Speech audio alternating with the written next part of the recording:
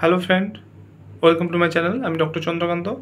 আজ আপনাদের pain killer বেশি পরিমাণে খেলে কি কি সমস্যা হয় শরীরে সে বিষয়ে আলোচনা করব।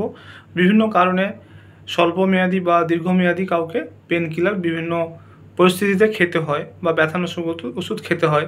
তো সেগুলো বেশি খেলে কি কি সমস্যা হয় আজকে সে বিষয়ে আলোচনা করব। চ্যানেলে নতুন, চ্যানেল সাবস্ক্রাইব করবেন। চলুন শুরু করে যাক। ব্যথানাশক ওষুধ বা পেন কিলার যেমন আইবুপ্রোফেন, অ্যাসপিরিন, প্যারাসিটামল ইত্যাদি নানা রকম যে পেন কিলার রয়েছে সেগুলো বেশি পরিমাণে খেলে পেটের ব্যথা, পেটের জ্বালা, এমনকি পেটের আলসার অবধি হতে পারে।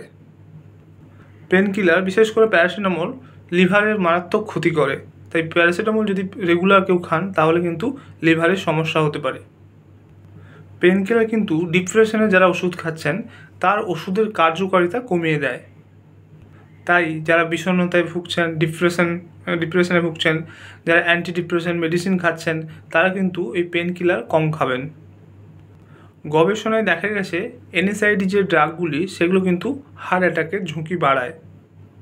এই ওষুধগুলি যারা নিয়মিত ব্যবহার করেন তাদের হার্ট অ্যাটাকের ঝুঁকি 20 থেকে 50% বৃদ্ধি পায়।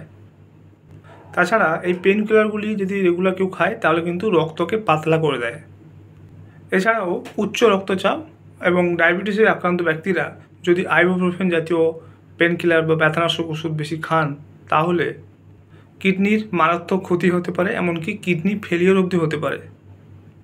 যাদের রক্ত জমাট বাঁধা সমস্যা রয়েছে এবং যাদের হার্টের সমস্যা রয়েছে তাদের জন্য এই অ্যাসপিরিন এবং আইবুপ্রোফেন জাতীয় যে মেডিসিনগুলি সেগুলি উপকারী হতে পারে। কিন্তু যারা রক্ত পাতলা করার ওষুধ খান তাদের কিন্তু এই এনএসআইডি ওষুধগুলি এড়িয়ে চলা উচিত, কারণ এতে রক্ত বেশি পাতলা হয়ে যেতে পারে এবং রক্তপাত হওয়ার ঝুঁকি থাকতে পারে।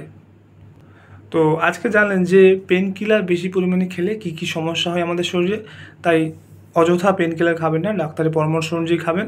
তো আজকের ভিডিও এই পর্যন্ত। চ্যানেল যদি নতুন, চ্যানেল সাবস্ক্রাইব করবেন, ভিডিওটাকে লাইক করবেন। Thank you for watching.